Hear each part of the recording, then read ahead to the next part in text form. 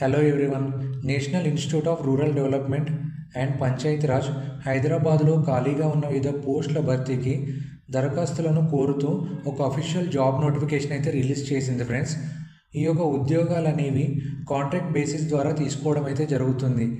ఈ యొక్క పోస్ట్స్ అనేవి assessment of land cover, land use and change analysis 2020, 2021 మరియు 2025 నుండి 2026 సంవత్సరం ప్రాజెక్ట్ క్రింద centre for Jio informatics applications in rural development కోసం ఈ నియామకాలు చేపట్టారు ఫ్రెండ్స్.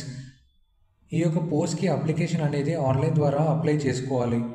నెక్స్ట్ ఈ యొక్క పోస్ట్కి కావాల్సిన అర్హతలు, ఏజ్ లిమిట్, శాలరీ డీటెయిల్స్ మరియు ఎక్స్పీరియన్స్, అప్లై చేసుకోవడానికి కావాల్సిన డాక్యుమెంట్స్ వివరాలు క్లియర్గా ఎక్స్ప్లెయిన్ అయితే చేస్తారు ఫ్రెండ్స్. వీడియోని ఎక్కడ కూడా స్కిప్ చేయకండి.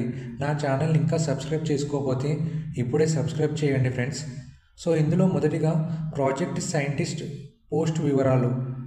నియామక విధానం అనేది contract basis.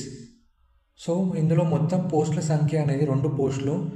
Next period and nature of contract, ఒప్పందం వ్యవధి మరియు స్వభావం. మొదటిగా తాత్కాలిక ప్రాతిపదిక 1 సంవత్సరం పాటు నియామకం ఉంటుంది. అభ్యర్థి పనితీరు ఆధారంగా గరిష్టంగా 3 సంవత్సరాల వరకు పొడిగించవచ్చు అని ఇక్కడ ఇచ్చారు ఫ్రెండ్స్.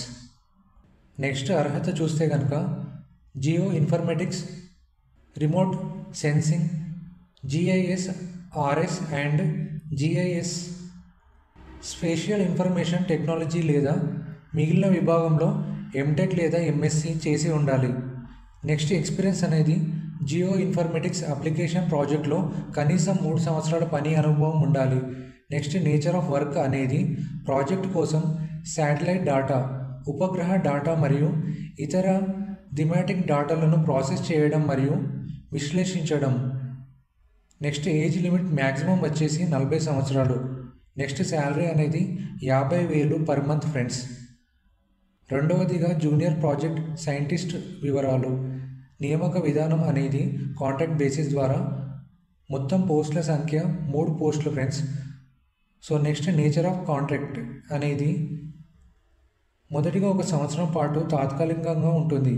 అర్హతను పనితీరును బట్టి 3 సంవత్సరాల వరకు పొడిగించవచ్చు అని ఇక్కడ ఇచ్చారు ఫ్రెండ్స్. నెక్స్ట్ అర్హత Jio informatics, remote sensing, GIS, RS and GIS, spatial information technology లేదా మిగిలిన విభాగంలో MTech లేదా MSc చేసి ఉండాలి. నెక్స్ట్ ఎక్స్పీరియన్స్ అనేది GIS మరియు ఇమేజ్ ప్రాసెసింగ్ సాఫ్ట్వేర్లపై పని జ్ఞానం ఉండాలి. Next 7th nature of work అనేది ప్రాజెక్ట్ కోసం ఉపగ్రహ డేటా మరియు ఇతర థీమాటిక్ డేటాను ప్రాసెసింగ్ చేయడం మరియు విశ్లేషించడం. నెక్స్ట్ ఏజ్ లిమిట్ మ్యాక్సిమం వచ్చేసి 30 సంవత్సరాలు. శాలరీ అనేది 30,000 పర్ మంత్ ఫ్రెండ్స్. ఎవరైతే ఈ యొక్క పోస్ట్కి ఇంట్రెస్టెడ్ మరియు అర్హత కలిగి ఉన్నారో ఇక్కడ ఇచ్చిన వెబ్సైట్ ద్వారా ఆన్లైన్లో అప్లై చేసుకోండి friends. Online application fee general, OBC, EWS category అభ్యర్థులకు 300 రూపాయలు అప్లికేషన్ ఫీ అనేది పే చేయాలి ఫ్రెండ్స్. SC, ST, PWD అభ్యర్థులు ఎలాంటి అప్లికేషన్ ఫీ అనేది పే చేయాల్సిన అవసరం అయితే లేదు ఫ్రెండ్స్.